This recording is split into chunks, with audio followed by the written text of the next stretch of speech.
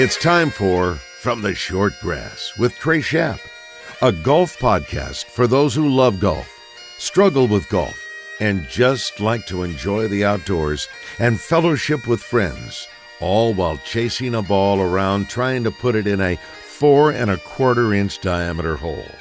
From the Short Grass is brought to you by Stevens Incorporated, an independent financial services firm with the freedom to focus on what matters most. Blackman Auctions.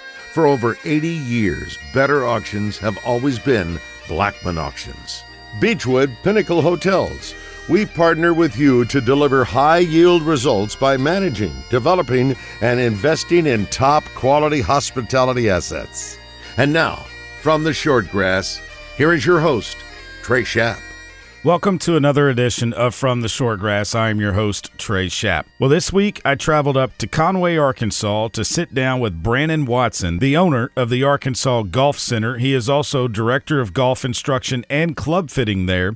He's also a clinical instructor for the University of Central Arkansas Exercise and Sports Science. Now, Brannon has been a club fitter for quite some time, and he is being recognized for it as well. He was named to Golf Digest 100 Best Club Fitters every year since 2016. He was the 2019 Ping National Fitter of the Year. In 2018, he was inducted into the Callaway Hall of Fame for golf professionals, and he's a top 100 club fitter for Callaway, Mizuno, Titleist, and Ping. And he is a very good instructor as well. He's been named by Golf Digest as one of the best teachers in the state and one of the top 100 club fitters in the United States. He was named number 1 on Golf Digest's Best Golf Teacher in the State list in 2013 and has been in one of the 2 top spots on that list every year from 2013 to 2021. I think you will learn a lot about Brannon in this episode as we talk about how he got involved with golf and why he decided to go the teaching route instead of playing professionally.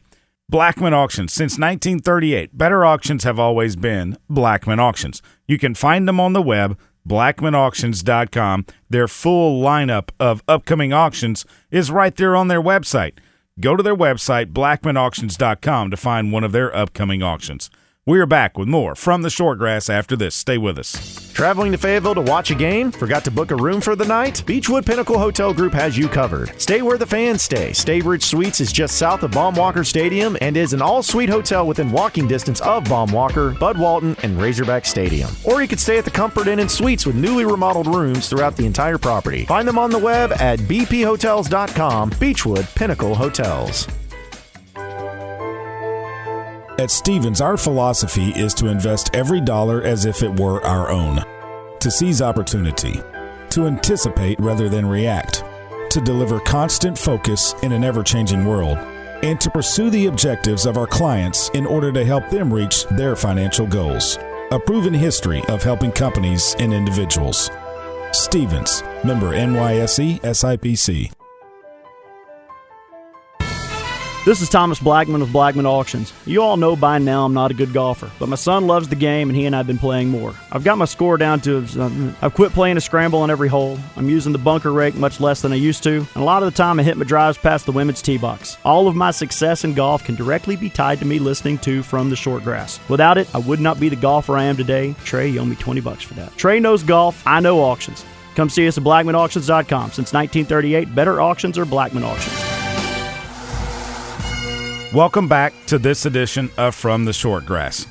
On the tee, Brannon Watson. Brannon, thanks for joining me on From the Short Grass. Do you remember the first time you ever picked up a golf club and fell in love with the game?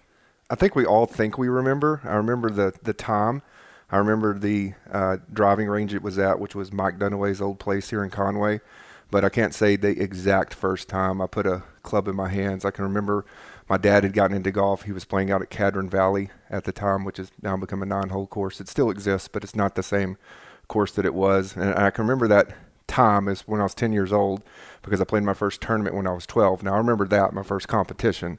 But, you know, the first time you say put a golf club in my hands, I'm sure it was at the house. Now, I remember the first area that I hit golf balls at was at Mike Dunaway's driving range, which I ended up working for them and mowing the grass out there and picking golf balls. So speaking of Mike Dunaway, man, well, he could hit the golf ball. Yeah. I mean, I remember watching the old Mike Dunaway and his coach, whose name is eluding me right now, with the old black and white jumpsuit. His name was Mike as well, but I can't remember exactly his last name. It's eluding me right now, but I remember watching those videos that Mike gave me even when I was growing up with the not the DVD, it would have been VHS at that time. So yeah, I can remember that's my kind of first foray into golf instruction and studying the golf swing. Did you watch those religiously? Yeah, I remember me and my buddies, my golfing buddies, we watched them over and over. We'd stay together before tournament nights, and we'd put them in and watch them like that was going to make us better the night before. But yeah, that's my first memory of kind of falling in love with the golf science and the study of the golf swing.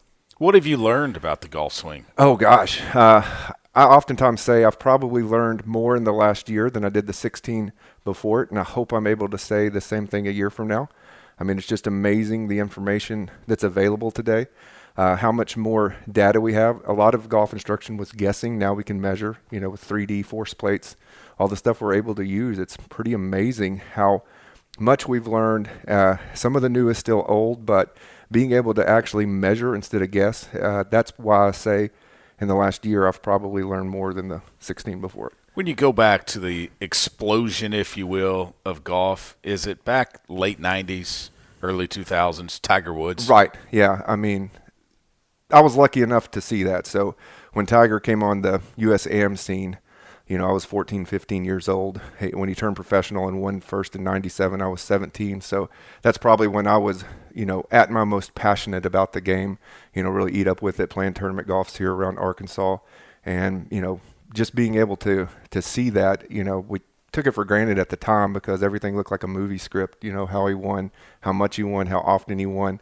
But it was really inspiring. And so, I mean, to live through that era when golf probably hasn't seen a boom quite like it until, the last couple of years, but still it's nothing like what, say, 97 till 2005 was. Sure. We'll get into technology here in a little bit, but first I want to go back and let's talk about your trek through high school golfer. Right. And played junior golf in the state? Played junior golf, high school golf, played collegiate golf at Central Arkansas, played a little professional golf, but not long. That's how my business, Arkansas Golf Center, even came into existence. I was actually playing professional golf. My caddy at the time was the PGA teaching professional Scott May out at the older driving range that was here in town on the green. And we were driving to a tournament, and he was like, you know what, the owners are selling. Their land became worth a lot of money. They're not going to do anything else in the golf industry. I went and talked to the manager at the time, Audie, and she just told me, yeah, we're not going to do anything. And she was gracious enough to come work with me a year, and that's, how this place started because we knew there was going to be a need in the area.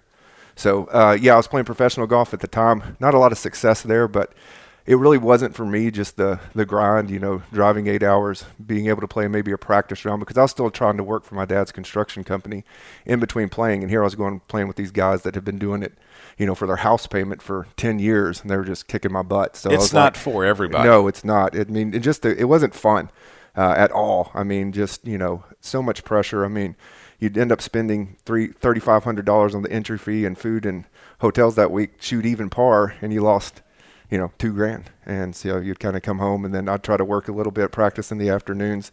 And unless you just dedicate yourself to that and have a huge financial backing, I think that's one thing a lot of people don't understand, that, a good local golfer, he's going to go try to play unless you've got a good $50,000 to let you go out there a year and do nothing else but that, you're probably, the making it would be very slim without the financial backing. You say shooting even par, and for a lot of people that probably listen to this podcast, I mean, even par would be a record day for some people.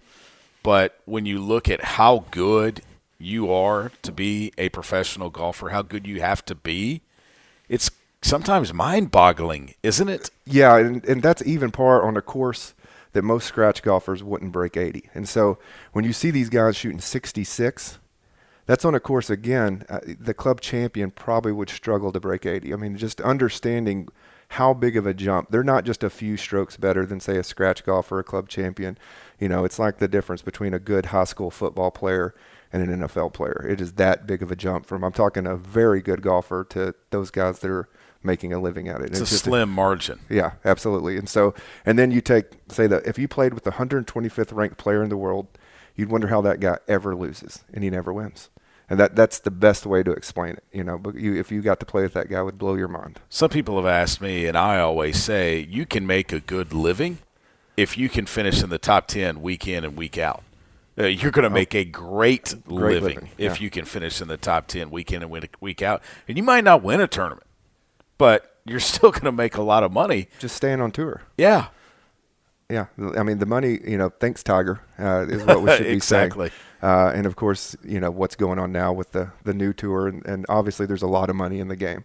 And that hopefully shows the health of the game. I'm excited about that. Think what you want about LIV and what's going on there, but it shows that there's an economical interest in the game, and that's good for golfers in the long run, whether they see it or not. I grew up loving the PGA Tour. I'm pro PGA Tour, but I don't not understand from owning a business in the golf industry how what drives us all being able to enjoy the game. And so the more money, the more the game grows, I hope, and the better it will be in the long run for golfers.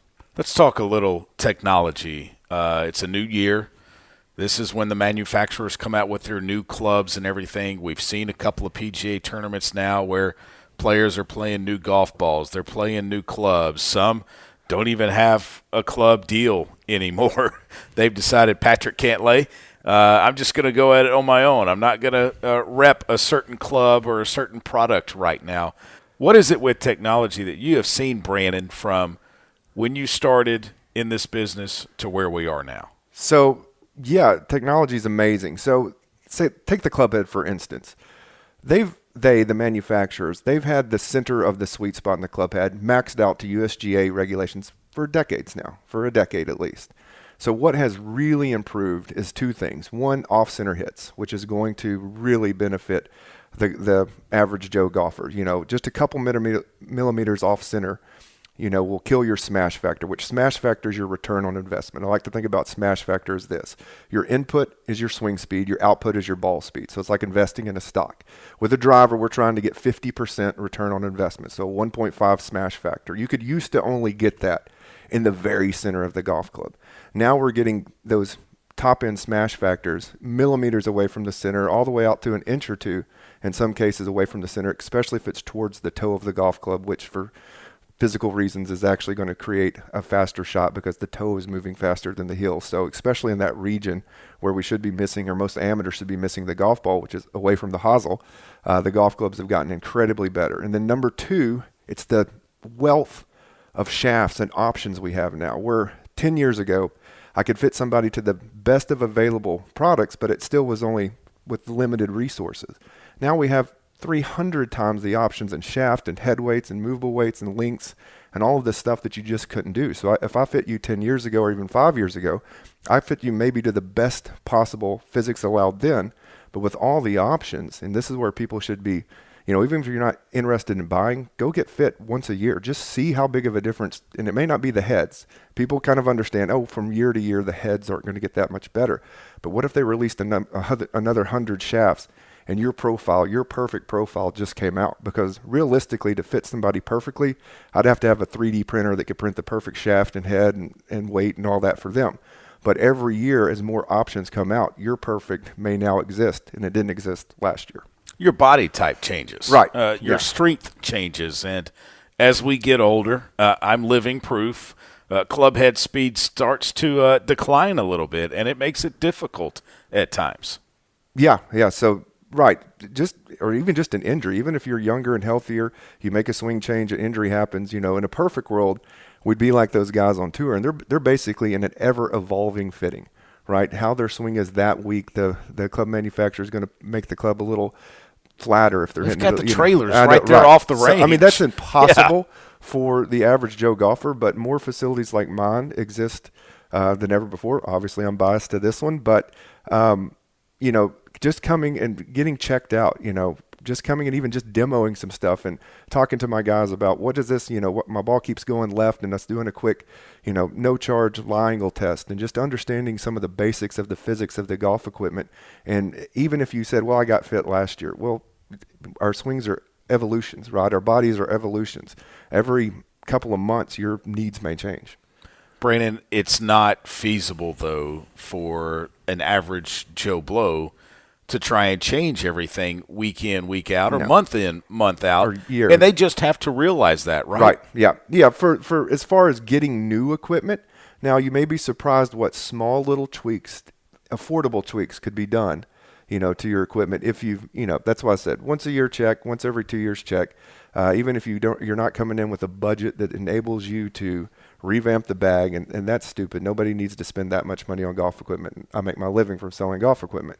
But, checking it out, seeing if your clubs, maybe you hit a root last year and it knocked the lie angle off or the loft off, just those little bitty tweaks and making sure you've got the right lofts for you. Some people don't need the standard 4-degree separation. Some need more, some need less. Some need more in their wedges and less in their long irons, or they need because of the drooping effect of the shafts. So going to go into a little golf nerd here. So the longer the shaft, the more the toe bends down of the golf club whenever you swing it. So let's say if you had a 2-iron shaft, well, you're going to be able to bend that club much easier because it's longer than the same material in a sand wedge shaft. So longer irons for most people actually need to be set upright more than your shorter irons. So if you're a player that says, man, I can hit everything pretty good, but when I get to those longer irons, it starts going right. Maybe don't just blame your swing. Come and measure and find out what really is the culprit. Somebody that wants to pick up the game, wants to start, they don't know where to start. They come see you. Where do you start with them? So usually, brand new player, I won't even suggest they buy golf clubs. I'll say golf lessons first, right? We've got golf clubs provided. We've got cheap, inexpensive. We sell our old demo 7-iron. So you can come here for $15, buy one of our last year's put together 7-iron. So it's modern technology. We'll try to get you in the closest to what you need and start there and start making contact. Don't get into the internal stuff, external, internal rotation of what's going on inside your body, the kinematic sequence. All that stuff is unnecessary. So stay off YouTube, learn to posture, grip, alignment, and learn to make center contact and stay external. What I mean is, if you're a beginning golfer and you're topping the ball, well, learn to hit it higher on the face. Don't learn how, just know you need to hit it higher on the face. So putting some spray, some foot powder spray on the golf club and just learning to hit the center of the club face. And then once you can do that, you understand A, to grip it, B, to set up, and then C, hit the center of the club face with whatever technique. The method employed is not important at this point.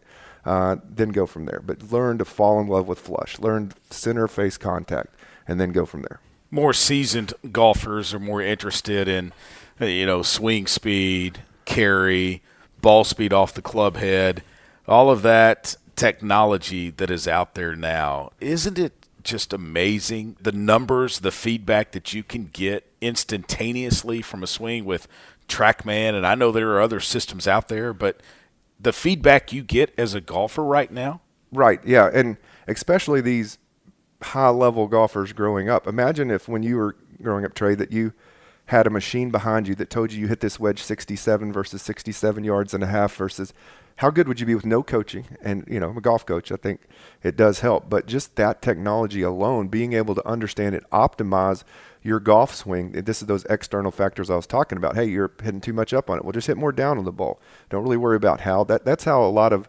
golfers should use that information, not necessarily get so detailed that they get caught up in all these, fancy anatomical terms, but just understand, hey, I got tested on TrackMan. I'm hitting too much up on the golf ball. My low point is an inch behind, and tour players are 3 to 6 inches ahead. I need to just focus on a spot 6 inches in front of the golf ball and hit the ground there. That simply right there could have somebody's handicap, just getting that info. And Brannon, I think it comes from watching TV and golf on TV, because now you have the shots that are followed with a graphic, with a line that is coming right from the shot, the technology that is out there, and people can get that feedback here. If you put them on, let's say, a launch monitor or a TrackMan, they're going to be able to get that feedback. Yeah, the average person is more educated about what the ballistics or ball flight needs to be than ever before, and thank goodness for that. That's awesome. I mean, I think it makes A, watching golf more enjoyable. B, it makes them understand, the ball flight principles, and maybe helps the average guy understand, hey, I need to be hitting a little up on the driver, down on the irons. These things are getting explained. I can't imagine, that even being a conversation that a commentator would have 20 years ago, because it would have just flew over everybody's heads, right? And the fact that that's just normal everyday golf round stuff now, and people understand launch high, spin low, understand angle of attack and face point, and starting to understand a little bit of directional plane, which is the difference between your path and your face point. And there were some golf professionals 10 years ago that didn't understand that stuff. And the fact that that's becoming more layman's term to the golf industry and just, average golfers, I think it's great. I think it'll help the game. Short game, putting. How important is that with the game?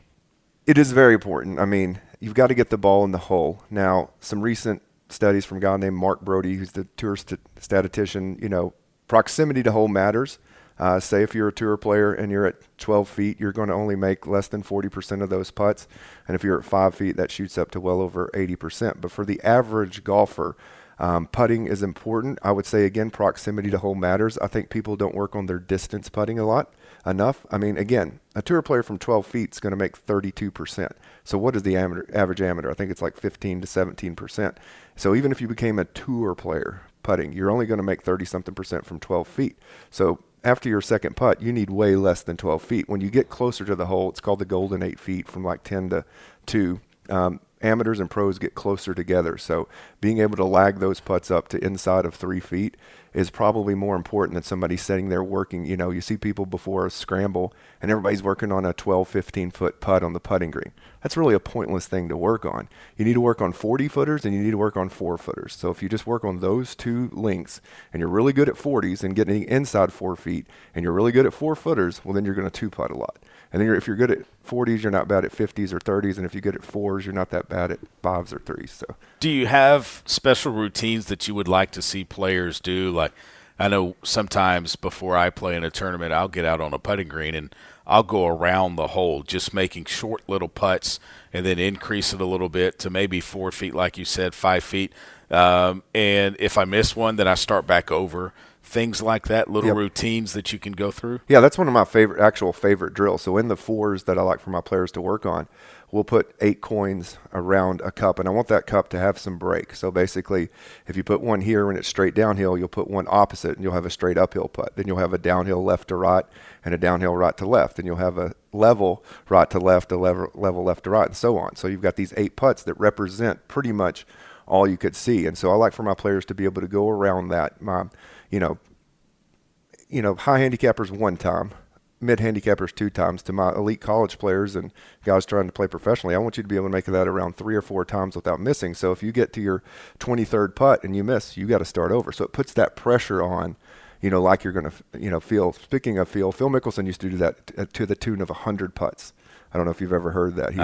He used to do that. I think it was 3-footers he did. But yeah, you talk about pressure. I mean, I've even stretched out to, I think I did 3, 6, 9, and 12. And you get to the 12-footers, and it's only 3 balls, and you get to that last putt. There's a lot of pressure on that one. You almost have to kind of step back for a second, take a deep breath, gather yourself, and then putt it.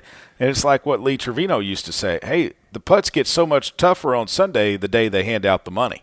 Yeah, that puts that pressure on you, and I like that drill too, where you just go 3 putts, 3 putts, 3 putts, 3 putts, back in 3 feet increments, which is great.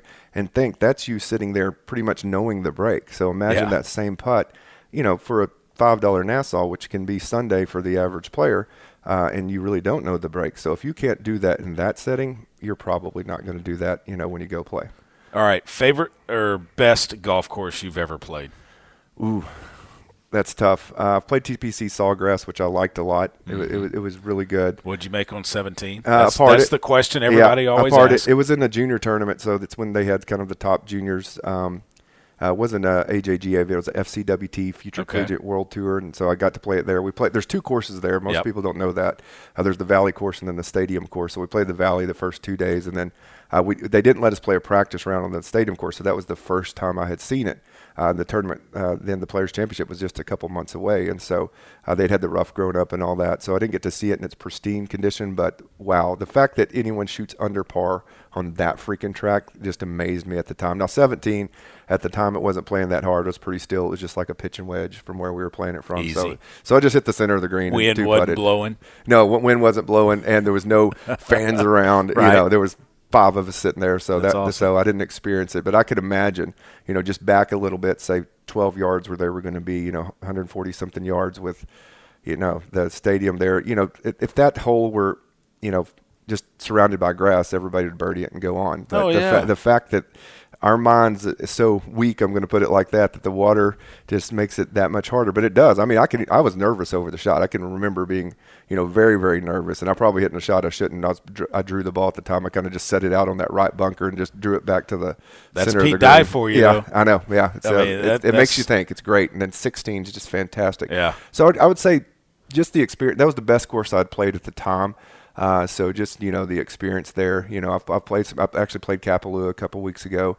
It's, nice. I definitely want to call it the best, but it's just a engineering marvel that they put that thing on the side of that volcano there, where the guys are at right now. And again, not easy. I mean, the fairways are wide, but the fact that they just light it up just humbles you. Yeah. It makes you it's realize humbling, how good they are too. All right. Fantasy foursome, you and 3 others, living or deceased, you could play a round of golf with. I definitely, it's cliche, but I'd throw Pops in there, my dad. Probably Jack Nicklaus, Tiger Woods. If I could, those 2 guys probably, and I know they influence so many, and that's, again, cliche to say, but, more than watching them hit golf shots, just listening to them and analyzing how they read the golf course, because their minds are different.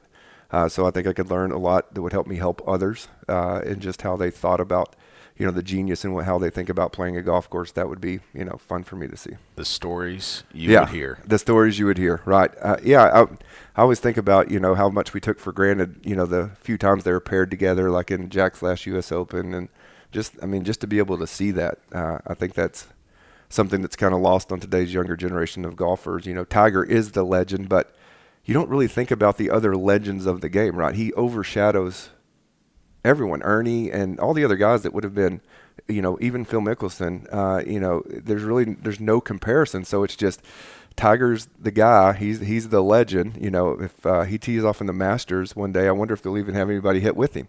I mean, he's that big to the game because everything else is going to feel like a drop off from there. That's a good point. Good point. Brandon, great to be with you. Yep. And thanks for the time. Absolutely.